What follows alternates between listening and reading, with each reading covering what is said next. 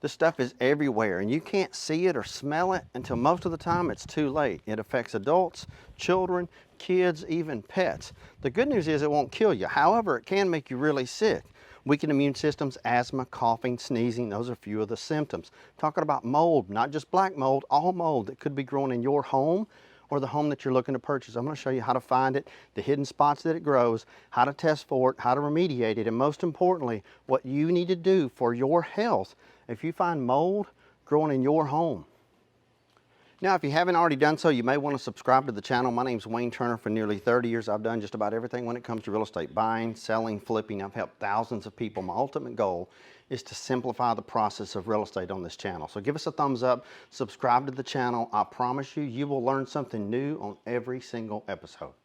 Now, the easy spots are when you got a roof leak, and of course it's hotter than Hades in your attic and it's 80, 90 degrees, even sometimes in the spring.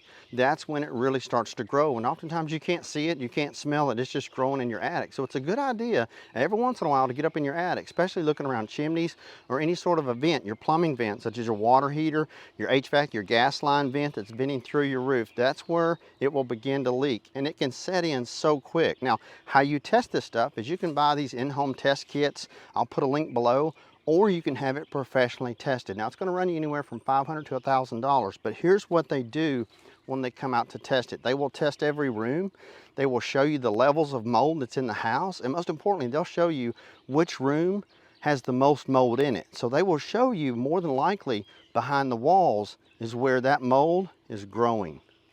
Now, the big mistake that a lot of people make is they hire a mold inspector to come out and inspect the property that also does the work. That's a conflict of interest. You don't want anybody that does the work plus tells you they have mold in the house. You just want somebody that's a home inspector, mold inspector. They'll come in, they'll test the air quality in each room. They have moisture meters, moisture probes. They'll know exactly what to test for, and they'll ship that off, and then the results come back. And here's what's really cool. They'll show you which room has the most mold in it. They'll go in the attic, they'll test all of these areas. Then they can take their moisture meter and they can show this is the highest level of moisture. They can also probe into the walls and show you that there absolutely is mold behind that sheetrock, and you can't even see it. Now, what's really cool from there, you can hire somebody to come in and start cutting out some sheetrock, or you could do it yourself to actually see if it's back there. Now, if it's back there, you want to have it professionally remediated, and quite simply, you just have to start pulling out sheetrock until you don't see it anymore. But once it's there, you got to get out of your home. Look, I know it's your home and you want to get back into your home, but this is what people miss. This is the big mistake that people make. They have their home professionally remediated from mold. Water set in, stuff started to grow, they kind of started smelling, you got to have it remediated, had it tested and all that. And then you're ready to move back in the house. The house has to air out, and they will tell you that. A professional mold remediation company will say it has to air out. We're going to cut out sheetrock, we're going to put chemicals on all the floorboard studs, absolutely everything. But here's the mistake that people make, because your mindset is water came in from the water, there was warmth, warm air, water made mold, and there you go. It's grown all over the sheetrock. We had it tore out, we put it all back, painted, we're good to go, right? This is the mistake that people make, y'all. They moved back into the home, but they didn't do anything to the ductwork. You have to understand, mold is airborne, it's air spores. So you move back into the house and all of a sudden, you're still sick. You still feel bad. You still have these symptoms. When you have mold in your home, it's a good idea to have the ductwork completely ripped out and have all new ductwork. Now, you don't have to replace your HVAC system, but the ductwork bare minimum, I want to replace that stuff. Now, as I had mentioned, mold is airborne. It's outside, it's inside. You can have the windows open and actually the mold spores can get inside your house. A good way to prevent that is to get a dehumidifier. A dehumidifier is going to pull the moisture out of the air. And quite simply, you plug these things in, they pull the moisture out of the air, they collect it in a plastic reservoir, if you will, and you just have to change it out every day or so. They're pretty simple, pretty easy, pretty inexpensive. I can put a link to one before. You can Google it, find them everywhere. But that's one tool you can use, if you will, to help prevent mold from setting in your home. Before we get on to the next one, there's more good stuff. If you don't mind, give me a thumbs up. It lets us know that we're producing good information that's actually helpful for people like yourself. Subscribe to the channel. I promise you, you'll learn something new on every episode. Now, I'm going to walk you through this house, and full disclosure, this is a home that is a foreclosure, and it has been disclosed that there is mold growing in the house. And oftentimes, as I'd mentioned, it may be in the home that you currently own, it may be that your apartment that you're renting, the house that you're renting, maybe the home that you're looking to purchase. And oftentimes when you buy a home from a bank, they don't disclose. And oftentimes if you buy a home from a homeowner, they may say, well, we had a small roof leak, but it was fixed. You have to know that if there was a roof leak, it's not a bad idea to get the home inspected for mold.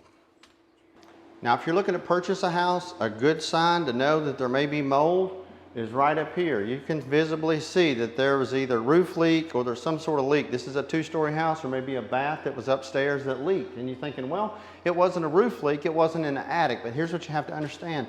You don't know when you purchase a house, especially if it's a foreclosure. But even a resale, it could be an estate sale, it could be just somebody relocating, it could be somebody, people call me all the time and they say, Wayne, I'm selling my house, I've already moved to Arizona. Do I need to have the electricity turned back on? And I'm like, yes, absolutely, because all it takes is something as simple as that in 2 or 3 days in the spring or summer heat, and mold will absolutely set in every time.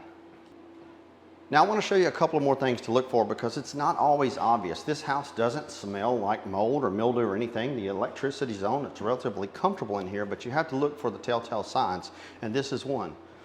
If you see buckling of floors, any sort of wood type floors, now oftentimes these floors are what they call that vinyl engineered, and they're vinyl and they won't do this, but if there's any type of wood composite material, whatever it may be, they will begin to buckle. And those floors start to buckle in the least little bit, you know you have moisture in the air. And with moisture in the air, of course, there's a likelihood that mold could set in. Now let me show you this one, and this happens if you're a current homeowner, and I'm going to show you how to prevent it from happening. If you step with me here, and it's getting a little dark, but you can see that's HVAC ducts, right? Your air conditioner. When your air conditioner runs, it creates condensation. That condensation collects in a pan. It has to drain out through a pipe that drains on the outside of your house. If that pipe gets stopped up, it can back up. When the water backs up, it can literally leak, and if there's no electricity on in the house, you guessed it, mold's going to set in. Now, if you're a current homeowner, how you can prevent that, it really doesn't matter if you live up north or you live anywhere, how you prevent that, especially, listen to me, especially if your HVAC unit is in the attic where it's hot. What's going to happen is that condensation is going to run through that line to leave the house, but that condensation in that line builds up algae, and it too builds up mold. So a good rule of thumb is about twice a year, take a couple of cups of bleach and pour it in your pan that your HVAC is sitting in, and that will clean those lines out so you don't have that happen. Now, if you're buying a house, this is something else that you can look for, or if you've had any kind of a flooding, a bathtub flood, a commode overflood, or anything like that, you gotta look for carpeting. Now, you can tell by looking at this floor that there was carpeting on this floor, and it is now black. There's no stain on the ceiling, so chances are there was some sort of a flood. Whenever there's water and there's warmth, you're gonna have mold. So it's a good idea just to absolutely replace the carpet and the padding. But you can see, this is still solid. It's still good, but it's kind of black, and it needs to be professionally treated and remediated, and the home needs to be aired out. So if it's in your personal home that you're currently living in now, you had any kind of water intrusion, it's set in a very warm climate, you need to get any kind of carpet and fibers out of the house. Now, as I'd mentioned, when you have a 2-story house, especially if it's on a slab of concrete, or even raised for that matter, you have a 2-story house, oftentimes you will have your ductwork in the attic, and that's where it's warm, it's hot up there.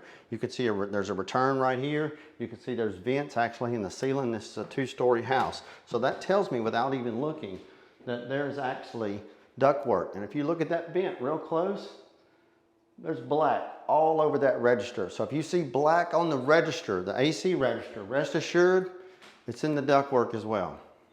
Now I'm going to step outside and walk you around this house. This is a raised house. I'm going to show you underneath it, because it's not just on the inside of the house that you need to look for mold. It can also happen on the outside of the house. And quite simply, once it happens on the outside of the house, for example, if you have any kind of mulch beds, and you have mulch, which is basically ground up particles of wood, trees, and it gets moist, it can touch your house. When it touches your house and it rains, it's going to wick up. And when it wicks up, what's your home made out of? It's made out of wood. So next thing you know, you have moisture on the inside of your house that became intrusive from the outside of your house. Now, if a house is raised, I'm going to show you really quick how to look for any kind of moisture that's been up underneath the house. So as you can look up underneath the house, you can see that the insulation has begun to fall. The moisture will make it fall. You can also see any insulation that has hit the ground is really compacted. That tells me that there's been water that has sat up underneath the house. When water sits up underneath the house, it will cause moisture just in the air from water being stagnant to wick up into the house. Now, it may not cause any wood damage. However, as I mentioned, mold is airborne and it can get in the home just through the air. Now, please know, I've personally dealt with homes. I've bought homes, they've had mold, they've been eat up with some mold. We had it professionally remediated, and you have to disclose when you go to sell that home, and you have to show all the document paperwork and all that good stuff. But when in doubt, if you remotely suspect that there's mold in the house, make sure you get it tested. They can come out. It's not that expensive, $500 to $1,000. It'll give you peace of mind, and don't just rely on just a home inspection. If you remotely think there's any kind of mold or moisture, or if the seller disclosed on the property disclosure that they had a leak in the past, you need to make sure that you get around crawling the attic. Home inspectors are not perfect. They miss stuff all the time, and they will tell you that. They're human beings. They miss stuff. It's easy to miss something that's way shoved up in the cracks or the crevice. So the moral of the story is, when in doubt, get it inspected. My name's Wayne Turner. I thank you for watching. If you like this channel, subscribe. Give us a thumbs up if you like this video. I promise you, you will learn something new on every episode.